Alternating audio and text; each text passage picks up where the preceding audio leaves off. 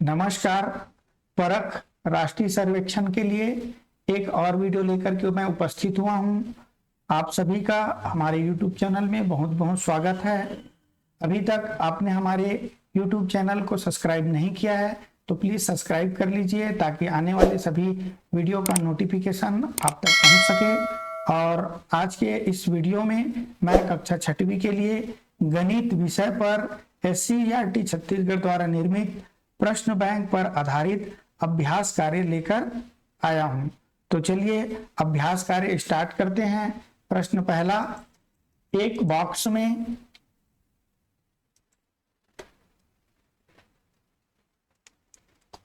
गणित की 14 किताबें रखी है। यदि एक किताब का भार 450 ग्राम है तो बॉक्स में रखी कुल किताबों का भार कितना होगा। इस प्रश्न को हल करने के लिए यहां हम देखते हैं कि गणित की कितनी किताबें हैं, 14 किताबें हैं और 14 किताबों में से एक किताब का भार कितना है, 450 ग्राम है। इसी प्रकार 14 किताबों का भार कितना हो जाएगा, तो भार पता करने के लिए हम 450 ग्राम एक किताब के भार को 14 किताबों के भार से गुना कर देंगे इस प्रकार से। तो यहाँ पर गुना करने पर 0, 14 पंचे 70 का 0, हासिल का 7 और 14 चौक का हो जाएगा 56 और 56 में 7 एक जोड़ते हैं तो हमारा प्राप्त होगा 63। इस प्रकार से 14 पुस्तकों का भार जो है 6300 ग्राम प्राप्त होता है। तो इस प्रश्न का सही उत्तर हो जाएगा विकल्प ब।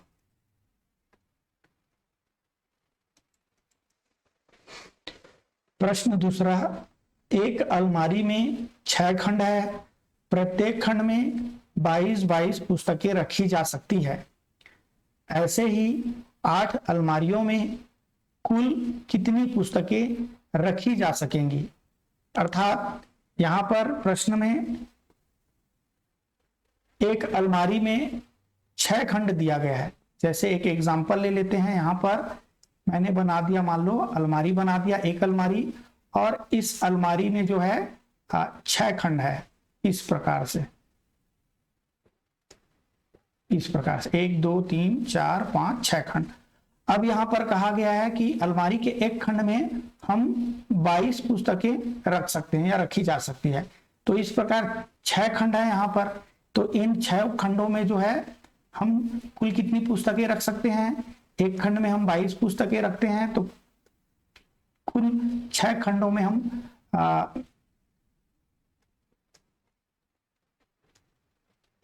132 पुस्तकें रख सकते हैं। 6 दूनी 12 का 2, हासिल का 1, 6 दूनी 12 और 1 13। 132 पुस्तकें जो है एक अलमारी में रख सकते हैं।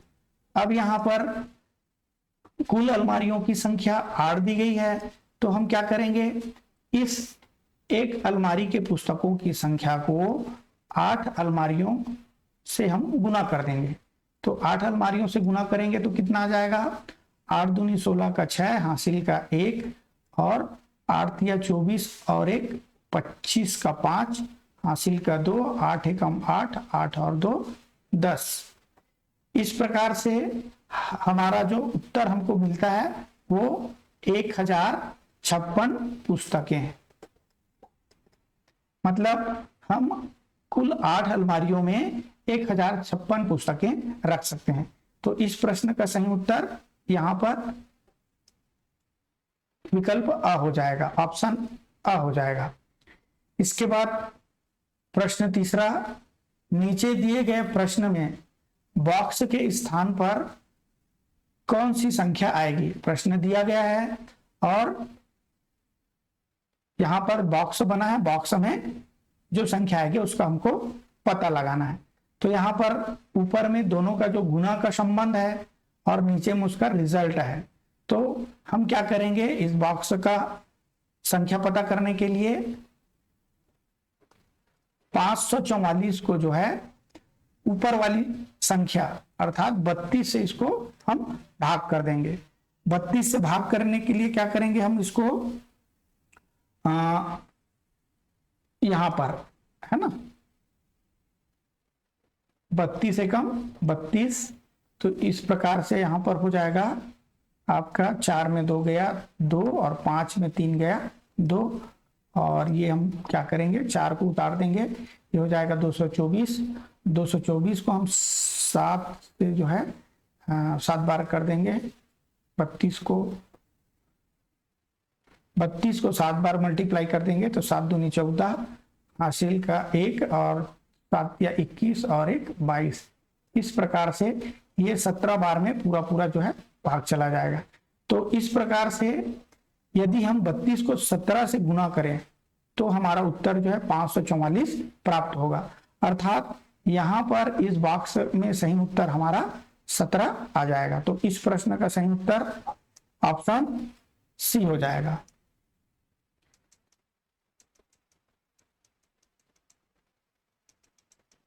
अगला सवाल, शकीला ने दुकान से सारणी में दी गई सभी वस्तुएं खरीदी। यहाँ पर सारणी दिया गया है, चॉकलेट 173 रुपए का, कॉपी 240 रुपए का, कंपास 120 रुपए का, स्कूल बैग 550 रुपए का। आगे प्रश्न पढ़ते हैं। उसे दुकानदार को 500 रुपए का 2 नोट देने के बाद और कितने रुपये देने होंगे। यहां पर उसने दुकानदार को कितना नोट दिया, 500 रुपए के 2 नोट। तो इस 2 नोट देने के बाद में और कितने रुपए दुकानदार को देने होंगे। तो इसके लिए हमको क्या करना होगा, जो यहाँ पर वस्तुएं दी गई है इन सभी वस्तुओं के कीमत को हमको जोड़ लेना होगा। तो यहाँ पर हम कीमत को जोड़ लेते हैं, सबको आपस में प्लस कर लेते हैं। तो 3 इकाई के में यहाँ पर हो जाएगा 3, फिर इसके बाद 7 4 11, 11 2 13, 13 और 5 18 का 8, हासिल का 1 और 1 2 3, 3 और 1 4, 5 4 9, 9 और 1 10। तो यहाँ पर जो है इन सभी वस्तुओं की जो कीमत है वो 1083 रुपया हो रही है। अब उसने जो है दुकानदार को जो है 500 का, कितने का, 500 का जो है 2 नोट दिए, अर्थात 500 गुनी 2 कर देते हैं हमको, तो यहाँ पर 1000 रुपया हमको मिल जाता है। तो इस 1000 रुपया को वो दुकानदार को क्या करता है, दे देता है। तो दे देने के बाद में यहाँ पर 83 रुपया जो है और शेष बच जाता है। तो यही शेष राशि जो है उसको और बाद में देने पड़ेंगे।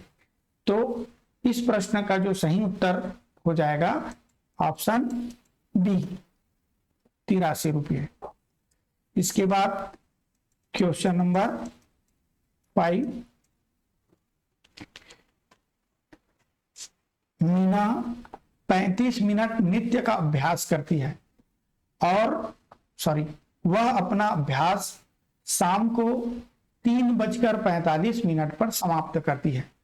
मीना ने अभ्यास कितने बजे आरंभ किया। तो यहां पर उसका प्रैक्टिस का जो टाइम है वो 35 मिनट का है और वो जो है अभ्यास शाम को 3:45, अर्थात यहां पर 3:45 PM पर वो जो है ना, और वो कुल कितने मिनट तक अभ्यास करती है, 35 मिनट तक। तो 45 मिनट में हम 35 मिनट को कम कर देंगे, अर्थात यहां पर 35 मिनट को हम घटा देते हैं 45 मिनट में। तो 0 और 4 में 3 गया, यहाँ पर 1 और यहाँ पर 3। तो वो हमारा जो टाइम निकल करके आ जाता है कि वो अभ्यास कितने बजे प्रारंभ करती है। तो यहाँ पर आप देख पा रहे हैं 3:10 में वो अभ्यास यदि प्रारंभ करेगी और 35 मिनट के बाद वह अभ्यास समाप्त करेगी तो 3:45 को उसका डांस का अभ्यास समाप्त हो जाएगा। तो इस प्रश्न का सही उत्तर हो जाएगा 3:10, ऑप्शन स। इसके बाद प्रश्न 6वां, अब्राहम के पास 2000 के 2 नोट, 500 के 3 नोट, 200 के 4 नोट एवं 50 के 6 नोट है। अब्राहम के पास कुल कितनी राशियां हैं। तो यहाँ पर अब्राहम के पास में 2000 का 2 नोट, मतलब इसके पास जो है 4000 ये नोट हो जाएगा। फिर उसके बाद 500 रुपए के 3 नोट। तो 500 रुपए का 3 नोट कितना हो जाएगा, 5 दिया 1500। फिर इसके बाद 200 रुपए के 4 नोट, अर्थात 4 दूनी 800 रुपया। फिर इसके बाद 50 रुपए के 6 नोट, मतलब 5 छक्का 30, 300 रुपये। अब हम क्या करेंगे, इन सभी नोटों को आपस में टोटल कर देंगे, प्लस कर देंगे। तो यहाँ पर इकाई में 0, दहाई में 0, सैकड़ा में हो जाएगा 8 3 11 5, 11 5 16 का 6, हासिल का 1, और यहाँ पर हो जाएगा 4 और 2 6, कुल 6600 रुपये। तो यदि हम आपस में इन सभी नोट को जोड़े तो हमारा कुल उत्तर 6600 रुपये आता है। इस प्रकार अब्राहम के पास कुल 6600 रुपये होंगे। तो इस प्रश्न का सही उत्तर जो है ऑप्शन डी है ना, ऑप्शन द में मिल रहा है। प्रश्न 7वां, एक दुकान में सामग्री सूची एवं उनका मूल्य दर दिया गया है। यहाँ पर सामग्री का नाम दिया गया है और यहाँ पर उसका प्रति नग लिखा गया है, प्रति नग है। तो समोसा, पास्ता, चाउमीन और जलेबी, यहाँ पर दर दिया गया है सभी का। फिर इसके बाद राजू और उसके साथियों ने पास्ता 1 प्लेट, चाउमीन 1 प्लेट और समोसा 3 खरीदा। उसे दुकानदार को कितने रुपए देने पड़ेंगे। तो यहाँ पर उन्होंने पास्ता 1 प्लेट खरीदा,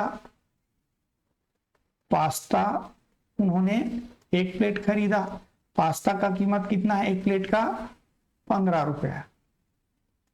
फिर उसके बाद 1 प्लेट चाउमीन, 1 प्लेट उन्होंने क्या खरीदा, चाउमीन खरीदा। चाउमीन 1 प्लेट का कीमत कितना है यहाँ पर, 20 रुपया। फिर इसके बाद 3 समोसा है ना, 3 समोसा। तो समोसा कितने का हो जाएगा, यहाँ पर 1 समोसा का कीमत जो है 8 रुपया है, तो 8 दिया 24 रुपया हो जाएगा। तो इस प्रकार इन सभी के कीमत को हम क्या कर देंगे, आपस में जोड़ देंगे। यहाँ पर 5 4 9 इकाई का अंक और दहाई का अंक 5, कुल जो है वस्तु का कीमत जो है 59 रुपये हमको प्राप्त हो रहा है। तो इस प्रश्न का सही उत्तर ऑप्शन ए। अगला सवाल देखते हैं।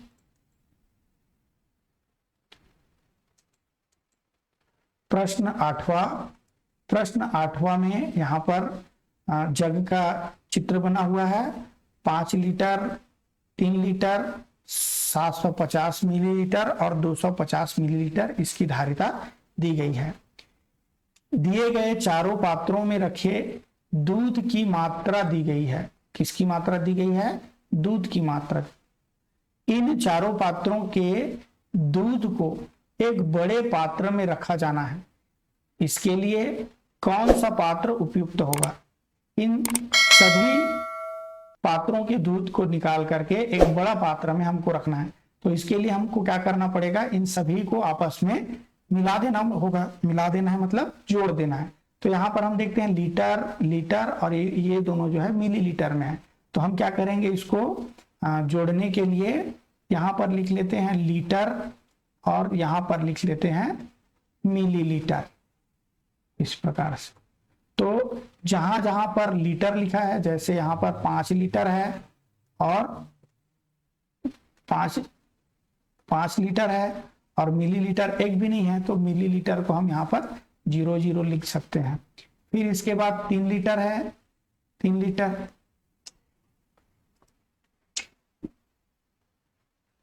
लीटर है और यहाँ पर जो है इसको भी हम मिलीलीटर में कुछ नहीं है तो 0 लिख सकते हैं। फिर इसके बाद 750 मिलीलीटर है तो लीटर एक भी नहीं है, और 750 हम क्या करेंगे मिलीलीटर लिख लेंगे। फिर इसके बाद 250 मिलीलीटर। अब हम आपस में इन चारों पात्रों के दूध की मात्रा को जोड़ लेते हैं। तो यहाँ पर हो जाएगा 0 और 5 5 का 10 का 0, हासिल का 1, 7 और 2 9 और 1 10 यहाँ पर, है ना। और ये हो गया मिलीलीटर, और यहाँ पर हो जाएगा 0 0 और 5 और 3 8 8 लीटर 8 लीटर। और यहाँ पर 1000 मिलीलीटर। तो आप लोगों को पता है 1000 मिलीलीटर को हम क्या करते हैं लीटर में बदलते हैं, तो इसकी मात्रा होती है 1 लीटर। तो इस प्रकार यहाँ पर इसको हम बदल करके 1 लीटर में परिवर्तित कर देते हैं, अर्थात 8 में 1 लीटर हम और क्या कर देंगे बढ़ा देंगे। तो इस प्रकार से 9 लीटर इसकी जो है मात्रा हो जाएगी। तो अब इस 9 लीटर दूध को रखने के लिए कौन सा पात्र उपयुक्त होगा, यहाँ पर हम विकल्पों में देख लेते हैं।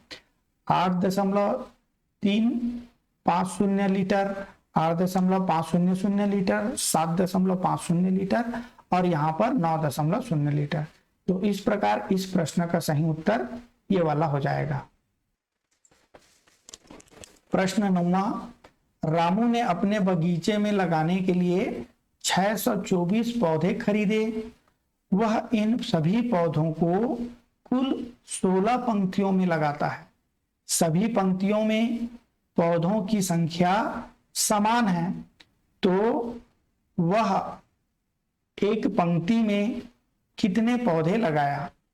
यहाँ पर कुल पौधों की संख्या दी गई है, कुल पौधों की संख्या 624 है, और इन 624 पौधों को वो जो है कुल 16 पंक्तियों में लगाता है। तो 624 को हम 16 से क्या कर देते हैं विभाजित कर देते हैं। तो यहां पर 3 बार में 6 × 18 का 8, हासिल का 1, 3 एकम 3 और 1 4 48। 12 में 8 गया, यहाँ पर हासिल लेंगे 12 में 8 गया 4, और यहाँ पर बच गया 1। 4 को हम क्या कर देते हैं उतार देते हैं।